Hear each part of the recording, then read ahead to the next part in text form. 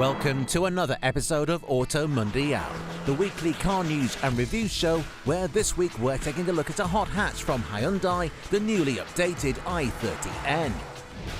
Plus we have Skoda's latest hatchback, the Scala, and Porsche's new performance hybrid Cayenne Coupe. We've also got an all-new SUV from Toyota, the Venza.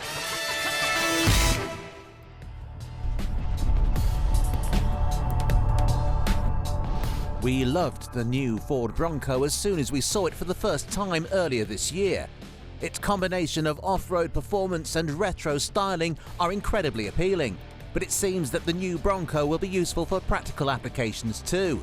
This is the Wildland fire rig concept, a joint venture between Ford and outdoors outfitter Filson, designed to celebrate America's wildland firefighters in response to the recent wildfires the country has suffered from. The four-door Bronco has been modified with a big winch, custom roof rack, LED light bars and various bits of firefighting equipment to aid the emergency services in areas that regular fire engines simply couldn't get to. The interior has been designed to take whatever's thrown at it, while the back has been converted to house a hose and water pump. It remains to be seen how many Broncos will eventually find their way into the emergency services, but this cool concept is certainly promising.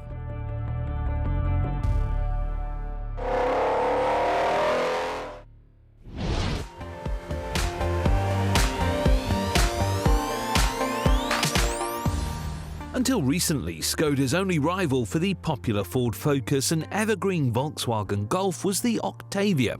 A brilliant car, but many buyers found it a bit too big, and the saloon car styling was a little confusing.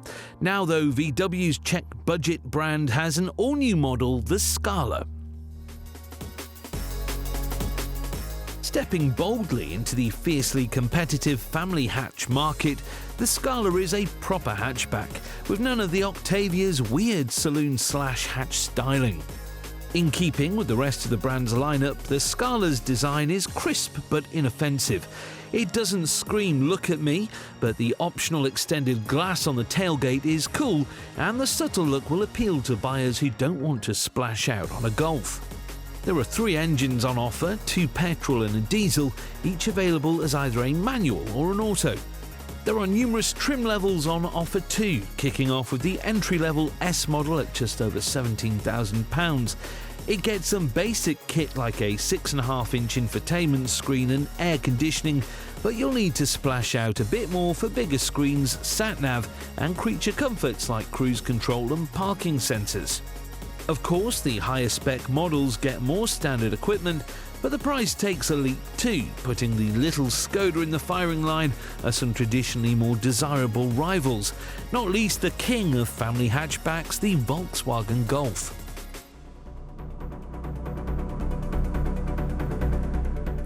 Sharing its platform with the Scala, the all-new Golf is available with some of the same engines you can get in the Skoda. On-road performance then is broadly similar, but the VW Group still seems to save its high-quality materials for its main brand. The VW has more soft touch bits on offer with fewer scratchy plastics and an even greater feeling of solidity. However, with an even more expansive options list, the Golf can get pricey. So, what about this, the latest Ford Focus? The Focus has always prided itself on drivability, and the new model is no exception. There are plenty of engines to choose from, but more importantly, the Focus has possibly the most dynamic chassis in this class, regardless of whether you opt for a model with multi-link rear suspension or not. The handling is wonderfully involving, offering hot hatch levels of feel throughout the range. The steering is light and easy around town, but still full of feel at speed. It's a bold-looking car with a modern interior too, but while much has been done to improve the fit and finish over the years, it still can't quite match the Golf for build quality. The latest Sync 3 infotainment system, though, is superb. Available on all but the base spec style model, it comes in 2 different sizes depending on trim level. Both are mounted high up, meaning you spend less time with your eyes off the road. Standard equipment is generous too, and crucially, the old model's lack of interior space has been addressed. If it's practicality you're after though, the Scala is the car to go for. With the rear seats in place, the Scala's boot capacity is bigger than both the Golfs and the Fords. And then there's this, the new Seat Leon. It may be yet another VW Group family hatch, but we think this is the first Leon to truly stand out from its stablemates. It's a fantastic looking car, much more exciting than the Scala, with elegant curves and lots of modern touches like the LED lights and kinked window line. With prices sitting somewhere in between the Skoda and the Volkswagen, it'll come as no surprise that the interior is a bit of a halfway house between the two. It may not be quite as tech-filled and upmarket as the Golf, but it's smart and gets everything you'd expect from a family car. The Seat is available with broadly the same selection of engines as the Scala and the Golf, no surprises there, with a 113 brake horsepower 1-litre turbo motor kicking off the range. But, like the Golf, it isn't quite as commodious as the cheap and cheerful Skoda.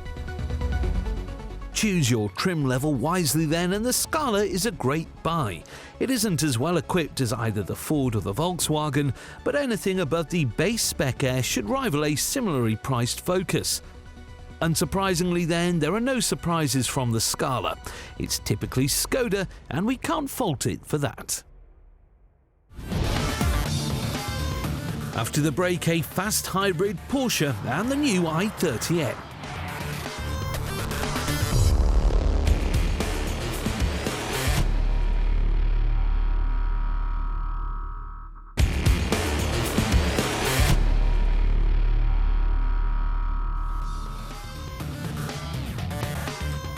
Coming up, Hyundai's latest hot hatch, but first.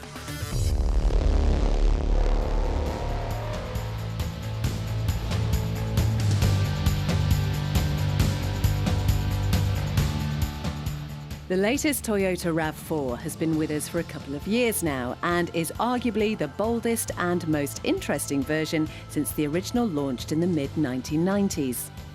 It's clean-cut and modern, and while it may be the biggest RAV4 yet, it's still the brand's baby SUV in North America. Sitting under the Highlander, 4Runner, Sequoia and Land Cruiser, it seems that Toyota has every SUV base covered. Still, that hasn't stopped them from bringing us this, the all-new Venza. Positioned somewhere in between the compact RAV4 and the spacious Highlander, the Venza offers a stylish alternative to its more humdrum siblings. Based on the Japanese market Harrier, the Venza immediately stands out, with an almost coupe-like roofline and a sleek, curvier silhouette than the RAV4 and Highlander. So it looks the part, but what is it like inside? Well, it's certainly striking, with a massive infotainment screen sitting rather incongruously atop the equally eye-catching dashboard. We like it though, and it's a world away from some of the more dated cabins in some of Toyota's other SUVs. Even entry-level cars get a decent screen, but top-spec cars get this enormous 12.3-inch display with sat-nav and a fancy 9-speaker JBL sound system. High-spec cars also get Toyota's new Stargaze panoramic roof, which can switch from transparent to opaque at the touch of a button, giving this good-value SUV a real touch of class. Unfortunately though, despite being slightly bigger than the RAV4, the cabin isn't quite as spacious. The boot is slightly smaller and there's less passenger space. Powering the Venza is a 2.5-litre petrol motor hooked up to no fewer than 3 electric motors, producing a total of 219 horsepower. All versions are all-wheel drive with a combustion engine and 2 of the electric motors powering the front wheels, with the third motor driving the rears. So how does it stack up against the competition? Well, first up is this, the Honda Passport. While it may not look especially glamorous, especially next to the stylish Toyota, the Passport is rugged looking with a meaty V6 and a third row of seats. 4-wheel drive may be optional, but with great ground clearance and massive boot, it's an ideal choice for a trip into the great outdoors. The conventional cabin may not be as distinctive as the Venza's, but it's well laid out and inoffensive, although there is a little too much cheap-feeling plastic almost everywhere you look. The 3.5-litre V6 isn't anywhere near as economical as the hybrid Toyota, but it does produce a hefty 280 horsepower, so it's a better choice for anyone who wants to haul or tow heavy loads or venture into the wilderness. But if off-roading is a priority when choosing your mid-size SUV, surely this is the go-to choice, the Jeep Grand Cherokee. In this company, you'll be looking at lower spec versions, but even they come with a powerful V6 with the option to upgrade to a V8. The interior is somewhat dated compared to its rivals, but it's functional and the infotainment is excellent and up to date. It's got loads of space for passengers and luggage, as well as decent towing capacity. However, it's getting on a bit now, and is starting to feel its age. It drives very much like an old SUV, and the thirsty engines just don't feel as refined as in the Honda or the Toyota. So while the new Venza's place in the Toyota SUV lineup may seem a little confusing, it does at least compare well against its rivals.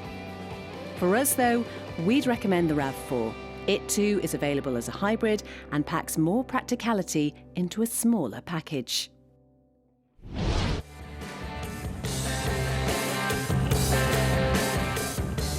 When the Porsche Cayenne first hit the market way back in 2003, it set a new precedent for the way SUVs could drive.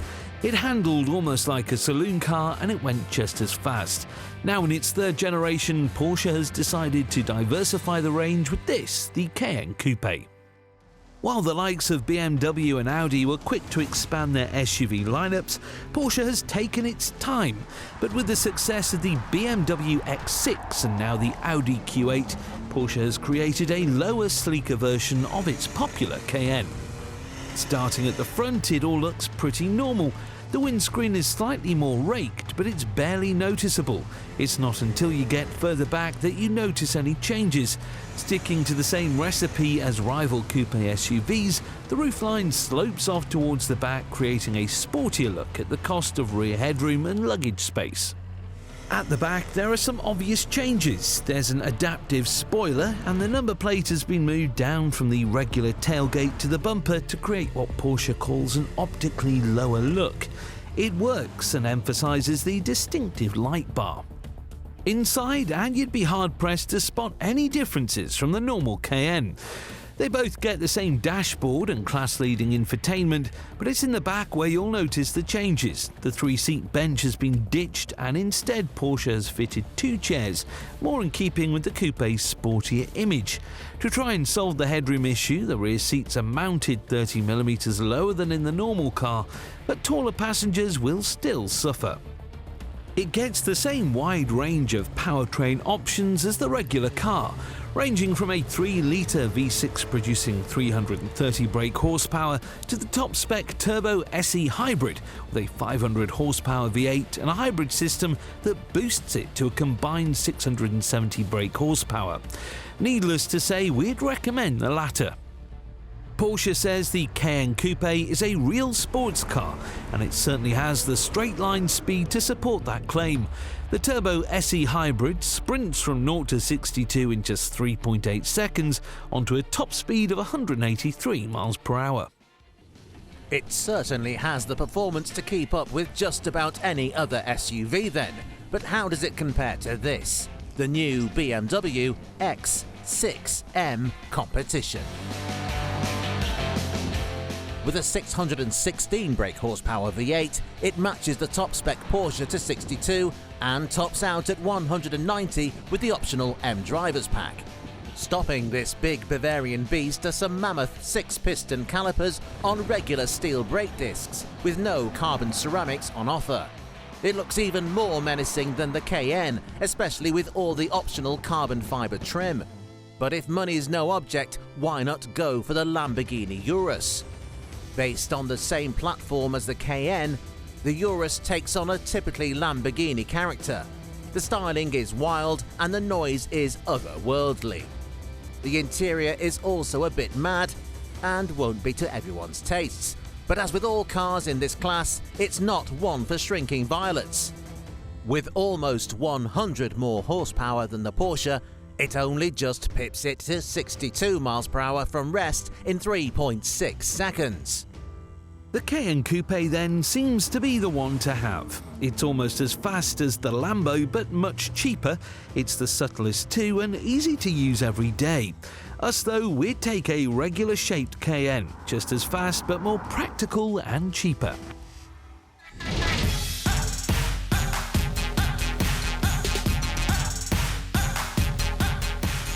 It's no secret that we're big hot hatch fans here at AutoMundial.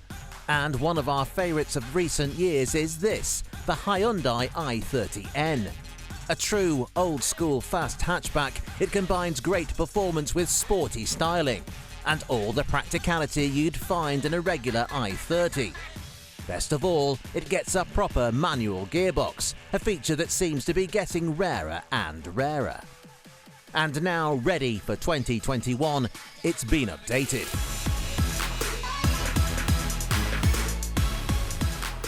The changes may be subtle, but they're certainly effective. It's had a very mild facelift with some smart new headlights and a wider, flatter grille. The aerodynamics have also been tweaked to improve airflow. There are more changes at the back, with a new spoiler, triangular brake lights and bigger exhaust pipes to further boost the sporty image. Performance Pack versions also get a set of beautiful 19-inch forged alloy wheels with grippy Pirelli P0 tyres, which shave over 14 kilograms of unsprung mass. Inside though, the changes are more obvious. There's a new 10.25-inch infotainment screen complete with Android Auto and Apple CarPlay. There are also some sporty new graphics and the ability to customize engine, exhaust and steering modes. There are also some new lightweight Alcantara bucket seats to finish off the well-appointed cabin. The 2-litre turbocharged 4-cylinder engine remains from the old car, but power has now been turned up by 5 horsepower to 278 bhp, while torque has also been increased ever so slightly. And while that lovely 6-speed manual remains the standard transmission, there is also now the option to have an 8-speed DCT with paddle shifts. The Autobox has been specially tuned to deliver aggressively, changes to mimic the feeling of shifting with a stick. So far so good then, but this is a hotly contested class, and to get to the top of it, the Hyundai faces some very stiff competition. And the current class favourite is still this, the remarkable Honda Civic Type R. Recently updated, the Type R is still as mad as ever. It's still covered in spoilers and awkward-looking aero bits that we just find rather embarrassing. Thankfully, the interior is somewhat more tasteful, with fabulous bucket seats and the signature metal gear knob. Out on the road, it remains absolutely stunning. It may be a front-wheel drive hatchback with 316 brake horsepower, but the clever differential does a superb job of keeping the front wheels in check as it pulls you around tight corners with minimal understeer. It can hit 62 miles per hour from rest in under 6 seconds onto a top speed of nearly 170.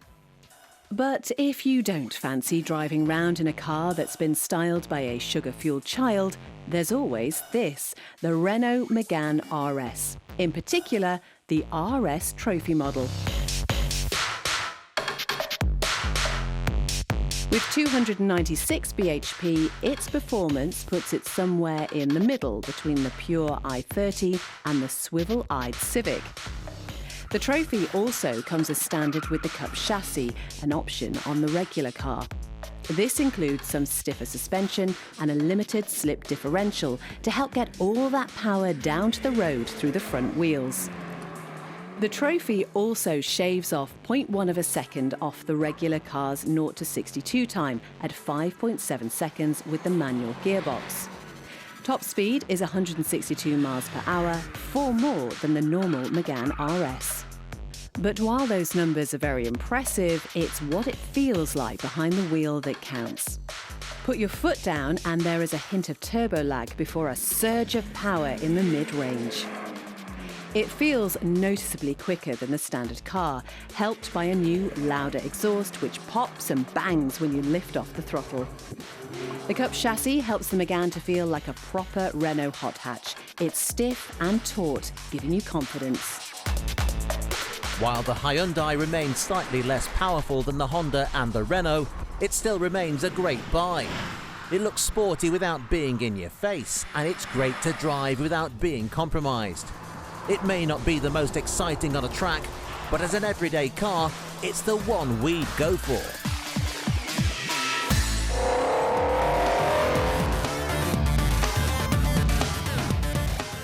Join us again next week on AutoMundial as we check out the all-new Volkswagen ID.4.